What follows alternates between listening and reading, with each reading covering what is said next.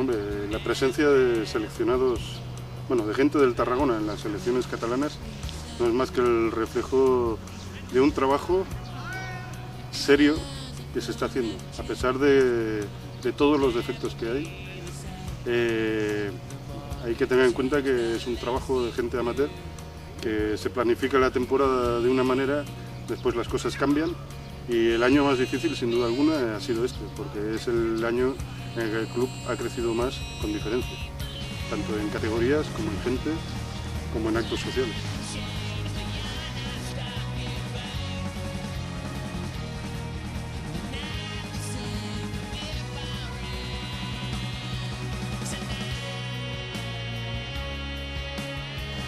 Para mí el objetivo principal del 2009-2010, por encima de todo, es que haya chavales suficientes en todas las categorías y que sobren, ¿vale? Eso hará que el club Rugby Tarragona se consolide de manera definitiva.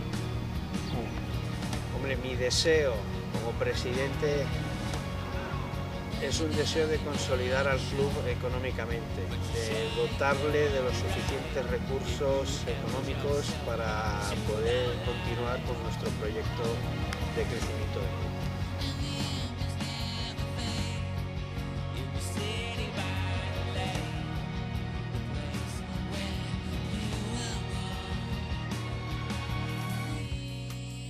¿Taburete? Sí. ¿Aquí? Sí, claro. ¿No muevas el taburete? ¿Me vas a grabar? Claro. Me cago en la puta.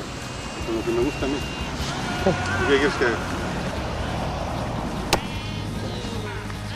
Así me la... Muy bien, tío. Muchas gracias. De nada. Mira, la pregunta que te hago yo es que si crees que tal como pintaba al principio de la temporada, pensabais que podríais aguantar todo el año. Y ahora tú responde lo que quieras. No sé qué contestar. Algo sobre l'equip que hem de dir. Com a capità,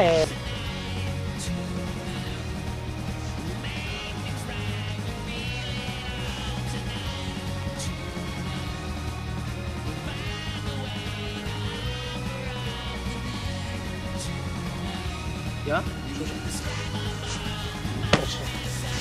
sí. Jo te feia una pregunta, esperes un rato perquè passi un rato. Per exemple, què... Passa la bola. A veure si...